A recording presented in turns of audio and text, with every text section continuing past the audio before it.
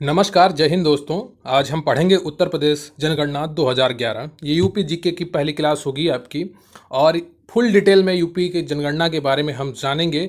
यहाँ से जो भी प्रश्न आपके बनते हैं उन सब की जानकारी आज के वीडियो में हम ले लेंगे और ये आपके लिए बहुत ही महत्वपूर्ण क्लास है, चाहे आप मुख्य सेविका की क्लास ले रहे हों या आप UP triple S C PT की या यूपी पुलिस की या आप लेखपाल के लिए भी ये महत्वपूर्ण हो जाता है, क्योंकि यूपी जनगणना से वहाँ भी प्रश्न आ सकते हैं। तो हर यूपी के हर एग्ज़ाम के लिए ये महत्वपूर्ण क्लास बन जाती है। तो मैं उम्मीद करता हूँ आप इसे भी उतना ही प्यार देंगे जितना आपने मेरी अन्य वीडियो को दिया है।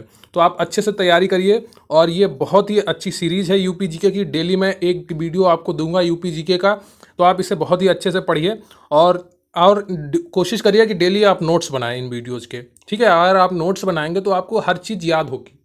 जितना आप ज़्यादा लिखेंगे उतना ज़्यादा आपकी तैयारी मजबूत होती जाएगी। ठीक है, तो चलिए शुरू करते हैं आज।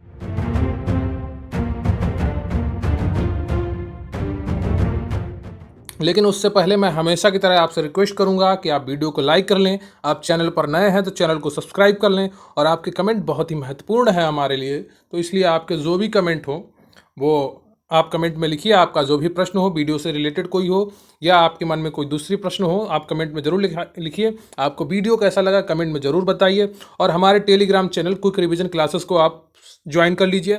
इसका लिंक डिस्क्रिप्शन बॉक्स में दिया है या आप टेलीग्राम पे क्विक रिवीजन क्लासेस सीधे सर्च कर सकते हैं तो भी मिल जाएगा। और प्लीज़ वीडियो अंत तक देखें ताकि आपको पूरी जानकारी मिल सके। वीडियो अंत तक देखेंगे तभी आपकी पढ़ाई निरंतर होगी और अच्छी होगी। अगर आपका लक्ष्य है नौकरी पाना तो आप वीडियो अंत तक देखें, जो कार्य शुरू करें उसे समाप्त करें। ठीक है, तो चलिए शुरू करते हैं आज का वीडियो। तो उत्तर प्रदेश की जनगणना ये बहुत ही इंपॉर्टेंट टॉपिक है आपका। इस पर जो भी प्रश्न बनेंगे वो सब यहीं से बनेंगे। तो देखते हैं। तो उत्तर प्रदेश की जनगणना को पढ़ने से पहले हमें उत्तर प्रदेश के बारे में सामान्य जानकारी को पढ़ लेना चाहिए। ठीक है, तो उत्तर प्रदेश की सामान्य ज्ञान क्या है। इसका क्षेत्रफल है 2,40,928 वर्ग किमी। ठीक है, 2,40,928 वर्ग किमी उत्तर प्रदेश का क्षेत्रफल है। भारत के कुल भौगोलिक क्षेत्र का 32,87,263 वर्ग किमी का लगभग 7.33%। तो भारत के कुल क्षेत्रफल का कितना है? 7.33% यूपी का क्षेत्रफल है। ठीक है, और यूपी का क्षेत्रफल फिर से आप इसे नोट कर लीजिए और याद करिए, 2,40,928 वर्ग किमी और भारत का क्षेत्रफल है 32,87,263 वर्ग किमी।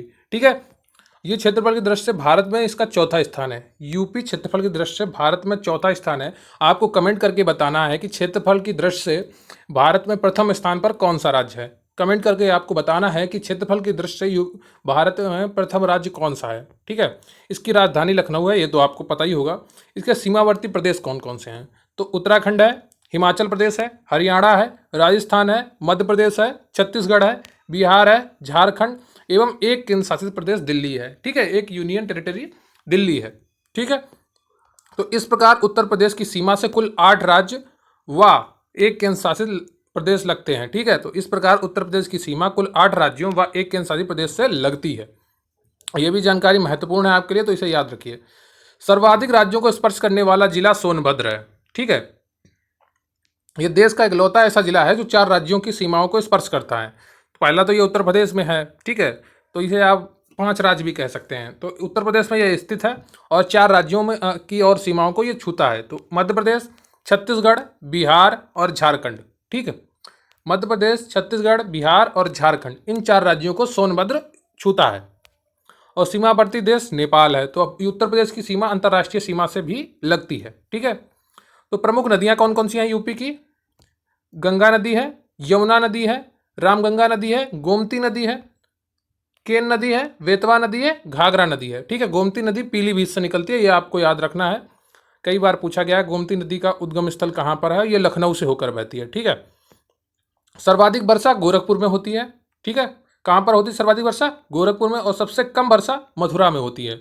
यह आपको याद रखना है कि सर्वाधिक वर्षा गोरखपुर में होती है, सबसे कम वर्षा मथुरा में होती है। देश में उत्पादन में उत्तर प्रदेश किन किन चीज़ों में प्रथम है? तो गेहूं उत्पादन में प्रथम है, कुल खाद्यान्न उत्पादन में प्रथम है, दुग्ध उत्पादन में प्रथम है, कुल पशुधन में प्रथम है और गन्ना उत्पादन में उत्तर प्रदेश प्रथम है। अब उत्तर प्रदेश की जनगणना से रिलेटेड जितनी भी जानकारी है वो यहाँ से हम देखेंगे और हर जानकारी आपके लिए बहुत ही ज़्यादा महत्वपूर्ण है। तो आप इसे अच्छे से पढ़िए और जो कोशिश करिए कि हर चीज़ आप नोट करें। ठीक है, तो चलिए शुरू करते हैं उत्तर प्रदेश की जनगणना। लेकिन उससे पहले मैं आपसे रिक्वेस्ट करूंगा, प्लीज़ आप वीडियो को लाइक कर लें और चैनल को सब्सक्राइब कर लें। और प्लीज़ आप अपने 5 दोस्तों से इस चैनल को सब्सक्राइब करवाइए, ये वीडियो शेयर करिए और उनसे कहिए कि ये आपके बेस्ट फ्रेंड का चैनल है, तो प्लीज़ वो लोग सब्सक्राइब कर लें। एक बार इतना तो आप लोग मेरा हेल्प कर ही सकते हैं ना। तो चैनल को आप 5 लोगों से सब्सक्राइब करवा दीजिए, ज़्यादा नहीं मैं कह रहा हूँ, मैं आपसे सिर्फ 5 लोगों से। तो सकल जनसंख्या यानी कि कुल जनसंख्या, तो कुल जनसंख्या कितनी है उत्तर प्रदेश की, बताइए।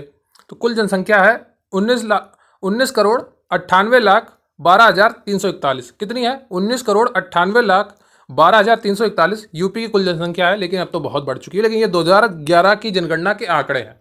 ठीक है, तो भारत की कुल जनसंख्या 16.50% है। भारत की कुल जनसंख्या 16.50% है। महिलाएं 9,53,31,831 हैं। ठीक है, महिलाएं कितनी हैं? 9,53,31,831। और पुरुष हैं 10,44,80,510। लिंगानुपात है 912, 1,000 पुरुषों पर 912 महिलाएं हैं 2011 की जनगणना के अनुसार। ठीक है, और 2001 में ये 898 था शायद। ठीक है, जनसंख्या घनत्व, ये जनसंख्या घनत्व 829 प्रति वर्ग किलोमीटर। तो 829 व्यक्ति रहते हैं 1 किलोमीटर पर, यह जनसंख्या घनत्व है यूपी का। ठीक है, जनसंख्या दशकीय वृद्धि दर कितनी है? 20.2%। 20.2% जनसंख्या की दशकीय वृद्धि दर है। शहरी जनसंख्या है 4,44,95,063। कुल का 22.3% शहर में रहता है। ठीक है, यूपी के कुल का 22.3% शहर में रहता है। और ग्रामीण जनसंख्या है 15,53,17,278। कुल जनसंख्या का 77.7% ग्रामीण जनसंख्या है। तो यूपी की कुल जनसंख्या का 77.7% ग्रामीण जनसंख्या है। अब आ जाते हैं तेंदुलकर समिति के अनुसार। तेंदुलकर समिति के अनुसार गरीबी रेखा से नीचे जीवन यापन करने वाली जनसंख्या 29.43% है यूपी में। 2011 में गरीबी रेखा से नीचे जीवन यापन करने वाली जनसंख्या 29.43% है। ठीक है,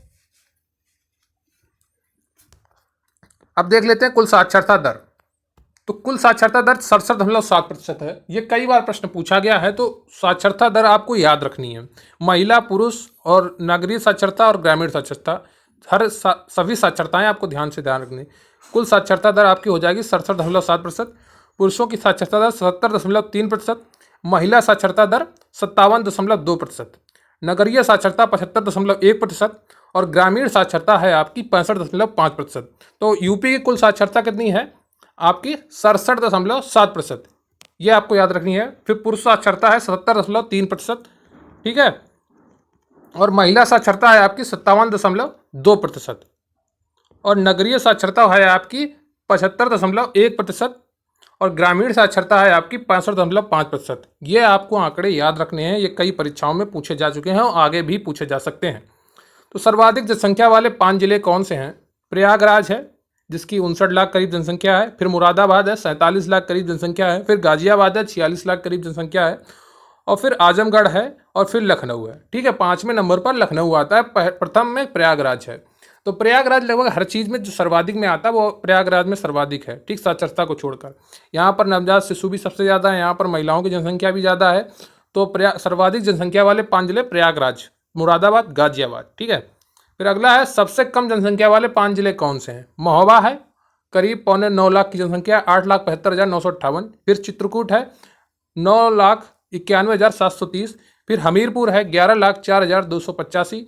फिर श्रावस्ती है 11,17,361 और फिर ललितपुर है 12,21,592। ठीक है, फिर इसके बाद हैं सर्वाधिक पुरुष जनसंख्या वाले 5 जिले। तो प्रयागराज, फिर मुरादाबाद, फिर गाजियाबाद, फिर कानपुर नगर, फिर लखनऊ। ठीक है, यहाँ पर कानपुर नगर 4थे नंबर पर आ जाता है सर्वाधिक पुरुष जनसंख्या वाले 5 जिलों में। तो आपको प्रयागराज याद रखना है, मुरादाबाद याद रखना है, गाजियाबाद। आप पहले 3 याद रखिए, 5 याद रखने की कोई ज़रूरत नहीं है। ठीक है, लेकिन आप नोट जरूर कर लीजिए, एक बार दिमाग में तो रहना ही चाहिए।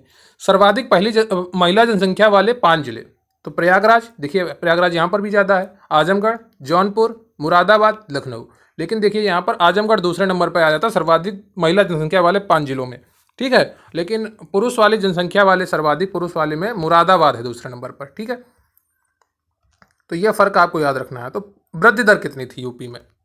तो उत्तर प्रदेश की दशकीय वृद्धि दर 20.22% रही 2011 में 2001 की तुलना में दशकीय वृद्धि दर 20.22% रही, जो कि राष्ट्रीय औसत वृद्धि दर 17.7% से अधिक है। पुरुष दशकीय वृद्धि दर 19.31% थी, महिला दशकीय वृद्धि दर 21.23% थी। ठीक है, तो ये आपको देखना चाहिए कि उत्तर प्रदेश की दशकीय वृद्धि दर 20.22% रही है, जो कि राष्ट्रीय औसत वृद्धि दर से 17.7% अधिक है। पुरुष की दशकीय वृद्धि दर 19.31% रही और महिला की दशकीय वृद्धि दर 21.23% रही है। सर्वाधिक वृद्धि दर वाले 3 जिले, तो गौतम बुद्ध नगर सर्वाधिक वृद्धि दर वाला जिला है, जिसमें 49.1% के हिसाब से जनसंख्या बढ़ी है, और गाजियाबाद फिर आता है 41.3% और श्रावस्ती 30.5%। पता नहीं कैसे श्रावस्ती में इतनी जनसंख्या बढ़ गई है, वहाँ पर तो इतनी सुविधाएं अभी तक नहीं पहुँची हैं, फिर भी वहाँ की जनसंख्या 30.5% बढ़ी है। तो हो सकता है इसमें पड़ोसी देश से आकर लोग भी बस गए हों श्रावस्ती में। आपको क्या लगता है यहाँ की जनसंख्या इतनी क्यों बढ़ी है श्रावस्ती, कमेंट करके ज़रूर बताइएगा। फिर आपका अगला आता है न्यूनतम दशकीय वृद्धि दर वाले 3 जिले। तो यहाँ पे एक चौंकाने वाले जिला का नाम है कानपुर नगर। कभी ये उत्तर भारत का मैनचेस्टर हुआ करता था, जहाँ पर उत्तर प्रदेश का, जहाँ पर कपड़ा बहुत ज़्यादा उद्योग होता था, लेकिन यहाँ पर अभी कपड़ा मिलें तो ठप हो चुकी हैं, बिजनेस ठप हो चुका है, प्रदूषण बहुत ज़्यादा बढ़ चुका था, तो इसलिए शायद इसी कारणवश यहाँ की दशकीय वृद्धि दर सबसे कम थी। तो यहाँ पर 9.9% कानपुर की दशकीय वृद्धि थी न्यूनतम में। दूसरे पे आता है हमीरपुर, यह भी कानपुर का पड़ोसी जिला है, 11.1%। फिर आता है बागपत 11.95%। ठीक है, तो न्यूनतम दशकीय वृद्धि दर वाले 3 जिले कौन से हैं? कानपुर नगर, हमीरपुर, बागपत। फिर आता है सर्वाधिक साक्षरता वाले 3 जिले, तो गौतम बुद्ध नगर 80.12%, कानपुर नगर 79.71%, औरैया 78.95%। तो गौतम बुद्ध नगर तो आपका समझ में आता है कि 80.12% सर्वाधिक साक्षरता है यहाँ पर। लेकिन कानपुर नगर और औरैया ने यहाँ पर चौंकाया है सभी को कि कानपुर नगर की भी लगभग 80 साक्षरता है, लेकिन ये दूसरे नंबर पर है। फिर औरैया है लगभग 79% की साक्षरता है। ठीक है, फिर न्यूनतम साक्षरता वाले 3 जिले, यहाँ की आपको याद नहीं है कितने प्रतिशत रखनी है, सिर्फ याद रखना है किसकी न्यूनतम है। तो श्रावस्ती है, फिर बहराइच है, फिर बलरामपुर है। तो न्यूनतम साक्षरता वाले 3 जिले श्रावस्ती, बहराइच, बलरामपुर है। आपका फिर अगला आ जाता है लिंगानुपात। उत्तर प्रदेश में 1000 पुरुषों पर 912 महिलाएं हैं, जो 2001 की तुलना में 898 से ज़्यादा है। 2001 में 898 थी, तो अब लिंगानुपात कितना ज़्यादा बढ़ गया है? 14। ठीक है, आपको ये याद रखना है 2001 में 898 था, 2011 में 912 है। कई बार पूछ लिया जाता है पेपर में कि 2001 से 2011 में कितना लिंगानुपात बढ़ा है, तो आपको याद रखना है 14 बढ़ा है। 912 और 898 ये दोनों आपको याद रखने हैं। ठीक है, सर्वाधिक लिंगानुपात वाले 3 जिले जौनपुर 1024, आजमगढ़ 1019 और देवरिया 1017। ठीक है, न्यूनतम लिंगानुपात वाले 3 जिले गौतम बुद्ध नगर 851, बागपत, हमीरपुर 861। दोनों जिलों में लगभग 861 महिलाएं थीं 1000 पुरुषों पर। फिर आता है कानपुर नगर 862, यहाँ पर भी कानपुर नगर लगभग 65 है। तो न्यूनतम लिंगानुपात वाले 3 जिलों में गौतम बुद्ध नगर 851, बागपत, हमीरपुर 861, कानपुर नगर 862। लेकिन मुझे लगता है अभी नई जो जनगणना रिपोर्ट आएगी 2022-23 में आए शायद, तो उसमें ये आंकड़े बदलेंगे।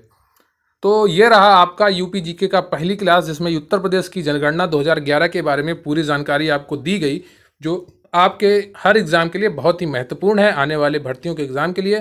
तो आप इन्हें अच्छे से डिटेल में पढ़ लीजिए और कमेंट में बताइए आपको वीडियो कैसा लगा। आपको चैनल को सब्सक्राइब कर लीजिए, वीडियो को लाइक कर लीजिए, और प्लीज़ कृपया 5-5 लोगों से सब्सक्राइब करवाइए। यह चैनल सबको शेयर करिए और 5-5 लोगों से सब्सक्राइब करवाइए, और उनसे बोलिए कि ये आपके बेस्ट फ्रेंड का चैनल है, प्लीज़ सब्सक्राइब कर लें वो लोग। इतना तो हेल्प कर ही सकते हो ना आप लोग, प्लीज़ करो ना। ठीक है, तो थैंक यू वेरी मच। जय हिंद, जय भारत।